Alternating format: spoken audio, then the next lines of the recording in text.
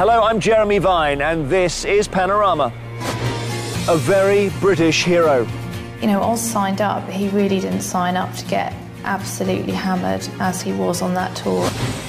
Are we asking too much of our elite bomb disposal teams in Afghanistan? The ID threat over there at the moment is just off the scale. Even their boss is worried. I'm very concerned my people that have done phenomenally difficult and dangerous work in Afghanistan, you know, may pay a deeper psychological price.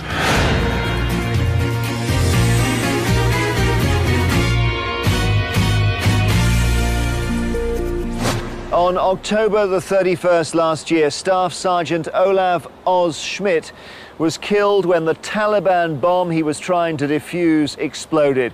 One of 4 of our top bomb disposal experts to be killed in Afghanistan in little more than a year. With the bomb squad severely under strength, Oz worked for months on end without a break.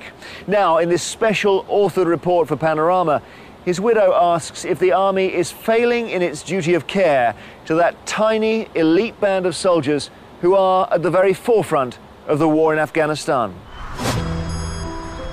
On the 29th of October last year, my husband called me from Afghanistan.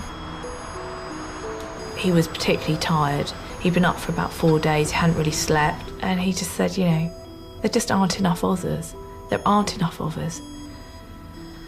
And I do need a break, and if it's too long for me, then it's too long for anybody.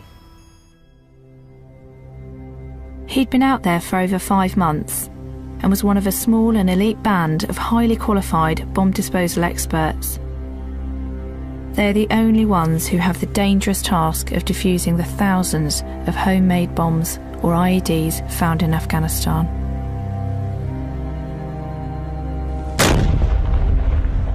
He basically said it was absolutely relentless and that they weren't getting a break at all, and that the amount of IEDs that he was doing was just, that it was tasked to do was just overwhelming.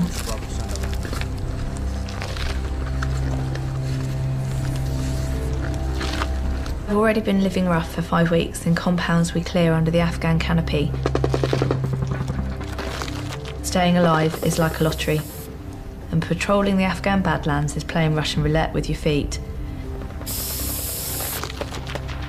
Dealing with bombs is the easy bit. It's the getting shot at whilst doing a job that tends to make me run like hell. Oz believed his role was to preserve life at all costs, and he was proud of how many lives he'd saved. Because he's been in since he was 16, he was 30, you can actually see you've got all the different tours that he's done. Northern Ireland, former Yugoslavia, Kosovo. His last tour in Afghanistan prior to this one. So it's quite impressive, really. Bless him.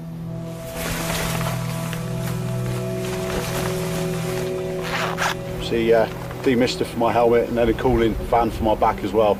All helps in the heat. This is Oz after he'd passed one of the Army's toughest tests to become a high-threat IED operator. Already a paracommando, he was one of the best explosive experts in the world. Oz was an outstanding operator. He'd done a lot of devices. He was respected by the battle groups. You know, he was the man. What no one had anticipated was the sheer number of IEDs Oz and his colleagues were dealing with in Afghanistan. Our soldiers are 3 times more likely to be killed by an IED than by gunfire. The threat's massive.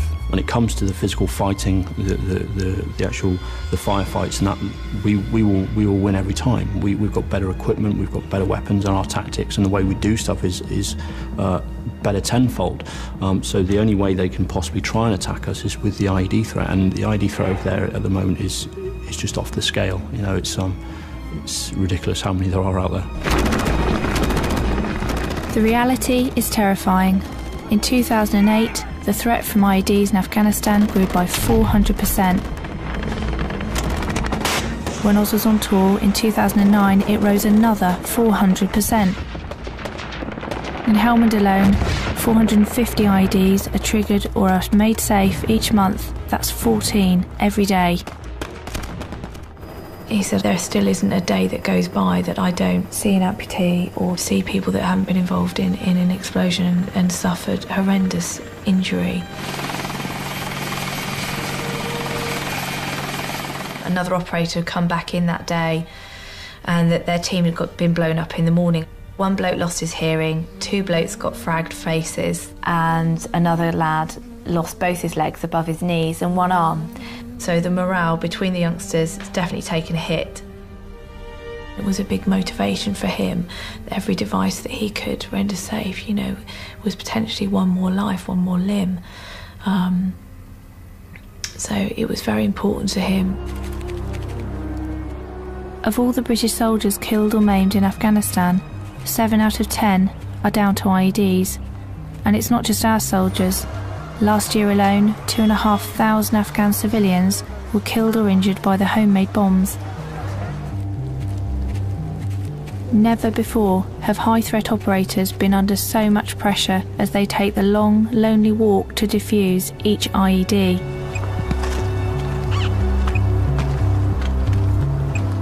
It's the long walk, it's the walk you do on your own. No one else goes forward bar the operator.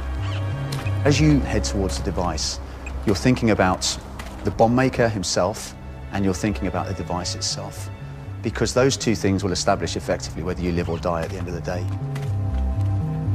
It's the humidity combined with that searing heat, which can reach up to 55, 60 degrees. You constantly have sweat pouring off your face. You have dust, you know, a layer of dust on you at all times.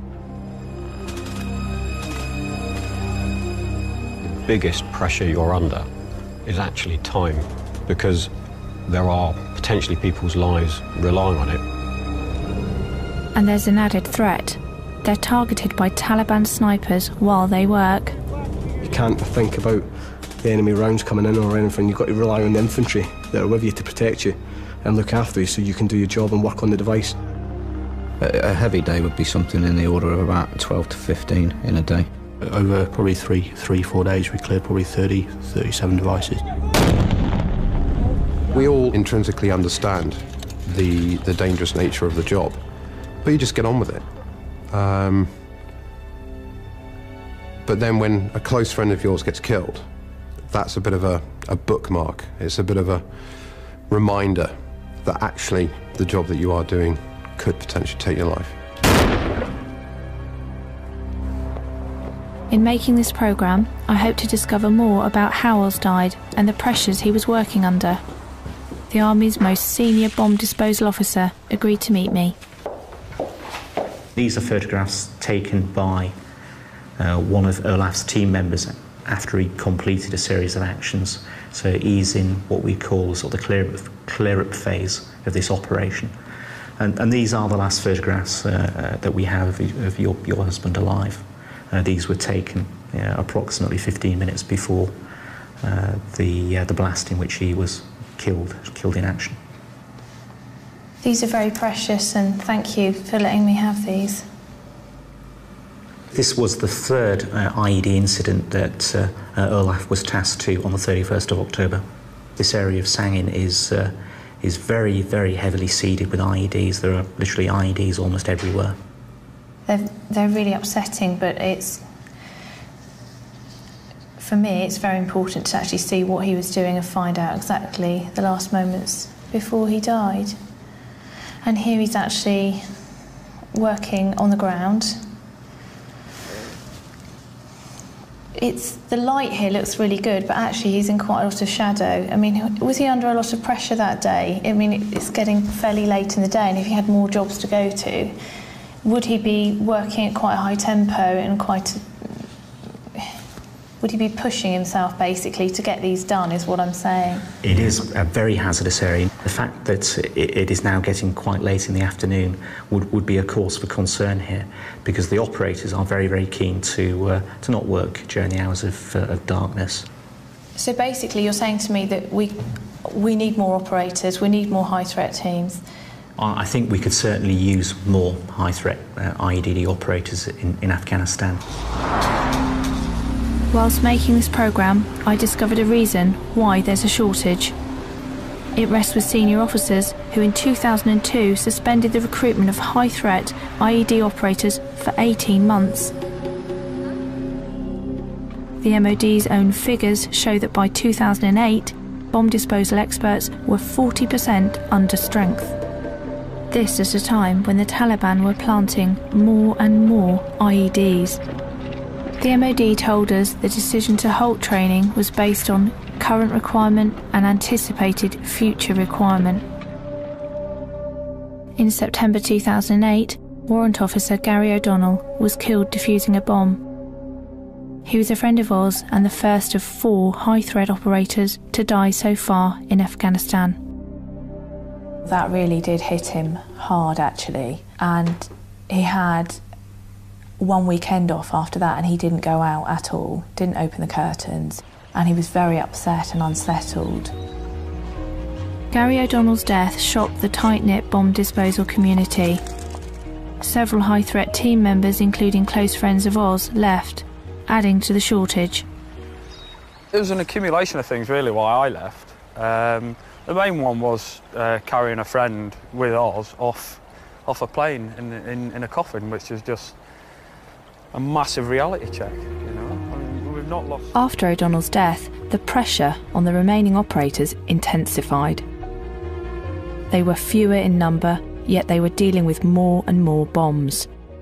I remember doing like Northern Ireland, where we used to do like 6-month tours, but we'd actually not get an IED every day. Where these guys now that are operating in Afghan, they're getting up to, they can get as many as 5 to 10 devices a day. And that's got to take a toll on you. Where now, I think 4 months is a long time for what they're doing out there. And 6 months is just...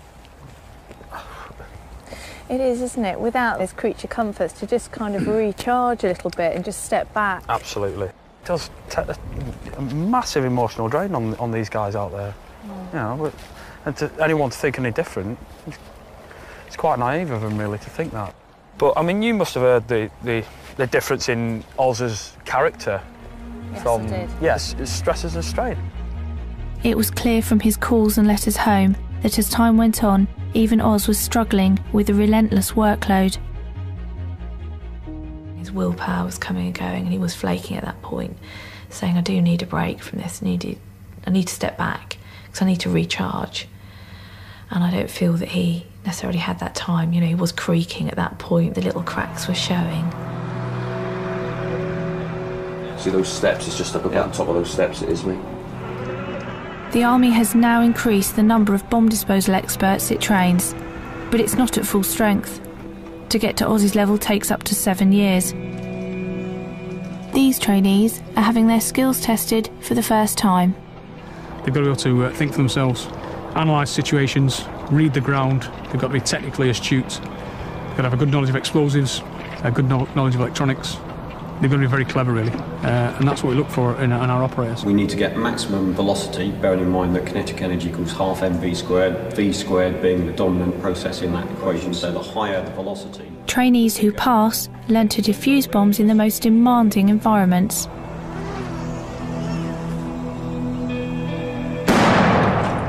It's mentally and physically gruelling. Less than half will pass the final test. You can only train so many, and we train to the best of our ability. We produce the best operators available. It's the best bomb disposal training, if you like, in the world. Are there enough around? We could always use more, but these people don't grow overnight, you know. These people take time to build. You can't buy experience, and you can't buy quality. Firing now! And this is the sort of warfare they're preparing for. Operation Panther's Claw. Its mission, to clear an area of Helmand that was a stronghold of Taliban bomb makers. They responded by planting thousands of IEDs. Oz was on the front line. It was a lethal summer. The shortage of troops meant there were too few soldiers to hold captured ground. Time and time again he did speak of where he'd cleared areas, and then because they couldn't secure it, Taliban would come back in and then clearly put those devices back in, but try and up the game even. It was always sort of like, you know, 1 step forward, 2 steps back. So the support clearly wasn't there. Experts like Oz became the target. It is like fighting an enemy that you can't see. You know, it's everywhere you go, you need to be aware 100%. You can't switch off for 2 minutes.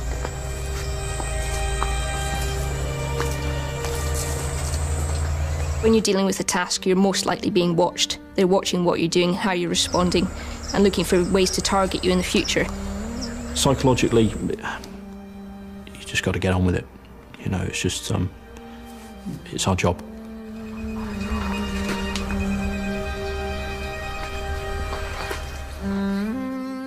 Last summer, Captain Daniel Shepherd was defusing IEDs to clear a vital supply route. We've got some very good sort of intelligence on the way we conduct our business. They watch us closely to try and find ways of catching us out in future. And it's a case of we have to be aware of every action that we take. On July the 20th, Dan Shepherd became the second high-threat operator to die in Afghanistan. Oz took it badly. When Dan Shepherd died, he was in bits. And he said, why me and not him, you know? And he felt this almost guilt, you know, this couldn't kind of work it out in his own head, you know? He just said it's like a Russian roulette, really, isn't it?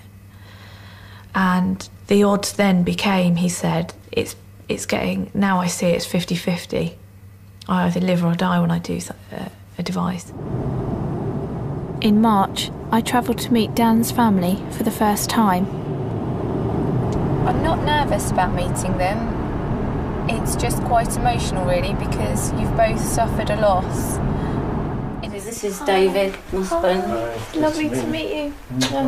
Hi. Thanks for coming. This is Paul, my son. Hiya, Paul. All right.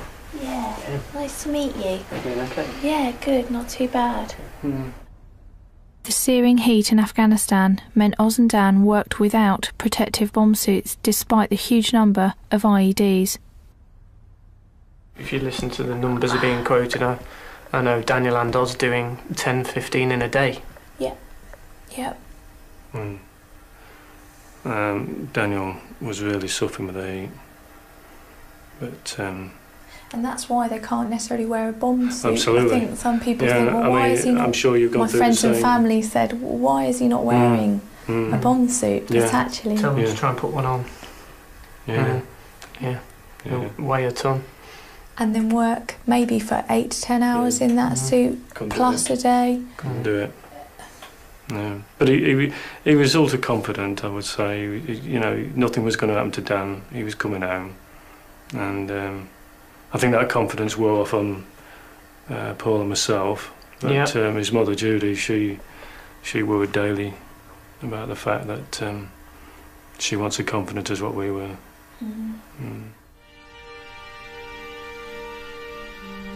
After Dan's death, Oz wrote a letter for his family. It's certainly been a great comfort to us receiving this letter. It's been really is. It certainly was held in high regard, yeah. I like the piece, can I?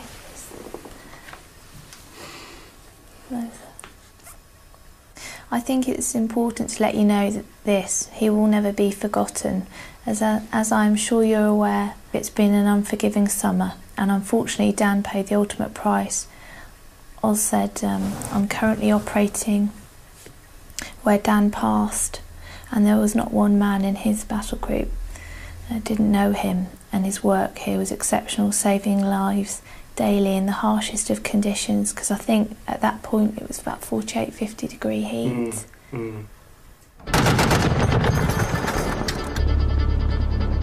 In August, Oz worked with the 2 Rifles battle group to clear Pharmacy Road, a key supply route. It was an extremely dangerous operation. 2 booby-trapped vehicles blocked the road, and the narrow alleyways around were littered with IEDs. The heat was particularly tough, I think, quite gruelling. I know he's tired because you just know when you know somebody, and you can just see it in his face. In just 24 hours, Oz cleared 31 bombs, often by fingertip search. Pharmacy Road was reopened. Even now, they're just really, really hard to look at, really hard to look at. But there was no let-up for Oz. He went from one task to another. Oz said the lack of helicopters and poorly equipped vehicles made his job more difficult and dangerous. While most soldiers would return for breaks to Bastion, the main camp, Oz didn't. He just felt that he didn't have those regular breaks, and there wasn't anybody there kind of letting him off the hook. There was nobody there thinking bigger picture. Colonel Stuart Tootle commanded 3 Power Regiment during some of the fiercest fighting in Helmand. He resigned from the army in 2007 after voicing concerns about the welfare of his soldiers. Soldiers like Oz will push themselves and will keep going out and keep stepping onto the plate, because that's what British soldiers do. What's the danger if they don't get those breaks? What could happen? On the one hand, they'll become increasingly more tired, and so consequently they won't be as fresh as they were at the start of an operation. Their performance could degrade, they'll be less alert, and they might miss things. And so that's why risk increases. And that means that needs to be monitored in such a way that as troops become more tired, that they are given a break. Now, often that break may only be back in Camp Bastion, but again, 2 or 3 days back in Camp Bastion makes the world of difference to someone who's been in the line doing these high-risk tasks for several weeks. The Army has guidelines about rest breaks and length of tours, but admits they've been broken at times. They told us they are now taking steps to address the situation. I question whether the Ministry of Defence is fulfilling its duty of care to soldiers like Oz. Its own research shows that fewer breaks leave soldiers more susceptible to combat stress and PTSD. Even the Army's most senior bomb disposal officer is worried.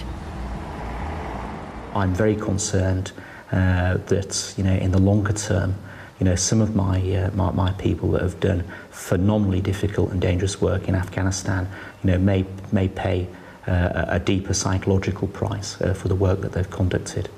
We're about to kick off a more detailed study looking at the psychological impact of these operations, because we've got a duty of care. We owe it to these people to do the best we can. By late October, Oz had still not had a rest break. He'd defused hundreds of IEDs. 72 hours before he was due to come home, he called me. He was particularly tired. He'd been up for about 4 days, hadn't really slept.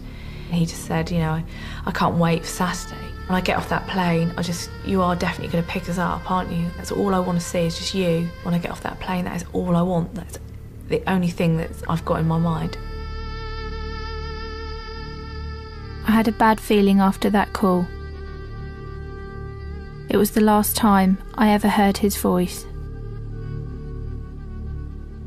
I heard the knock on the door that is directly below the window of my bedroom, and looked down and saw 2 guys in green kit with green lids. I said, "Oh God, no, God." And that's when I absolutely physically knew for sure that he was dead. I can't get past that. Literally at the 11th hour, at the very last job, I really thought we were home free. Instead of celebrating his safe return, I was in Wootton Bassett, keeping a promise I'd made to my husband. I remember having the conversation with Oz when he phoned me up really late at night after it and said, you better be there when I'm there. And he said, I hope that I don't want my wife standing there, in bits on the floor. I want you to be absolutely proud of me and know,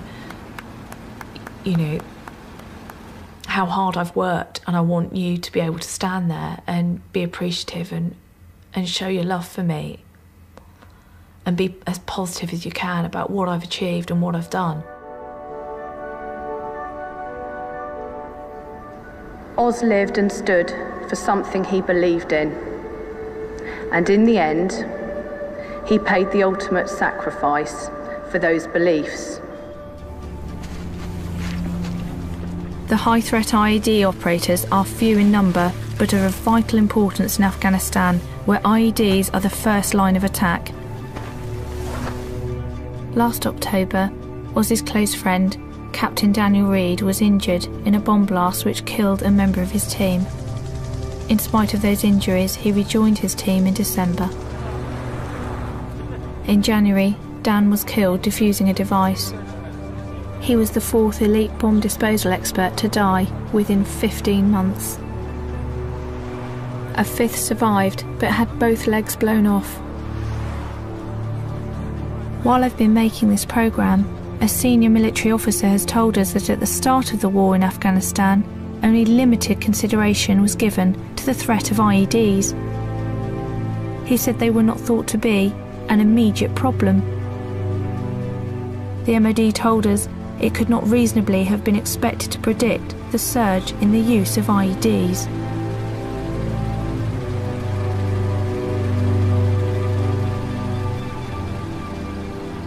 You know, Oz signed up, but he really didn't sign up to get absolutely hammered as he was on that tour and not get his R&R on time. And I feel slightly shortchanged because he signed up, but he didn't sign up for that, and I didn't. I'm very concerned, as their head of trade, of the pressures that they are facing in Afghanistan. We are seeking now to bring people back into high-threat IED operations that have been out for some time. We are looking at more senior officers becoming involved in this. We've broadened our training and selection, but it will take some time before these measures can come into play. And what it does mean is it means the existing cohorts are going to be under pressure. I'm very concerned about that. In March, the special bravery demanded of the bomb disposal team was publicly recognised. I was there to receive Oz's George Cross citation. Captain Daniel Shepherd was awarded the George Medal, and collecting his George Cross citation in person was Staff Sergeant Kim Hughes. I think it really does send a clear message that they are exceptional operators, and certainly they definitely went beyond the call of duty.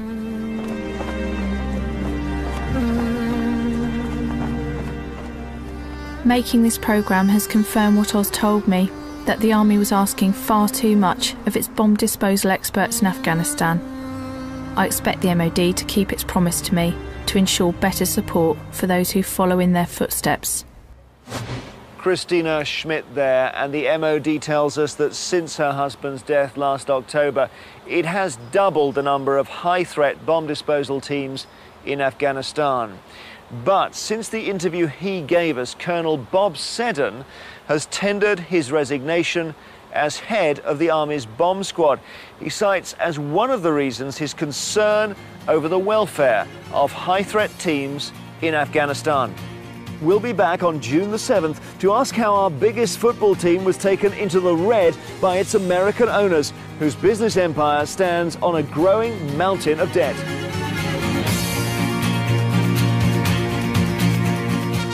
Next year on BBC One and the BBC HD channel, The Business of Fashion with Joe Malone, living more high street dreams.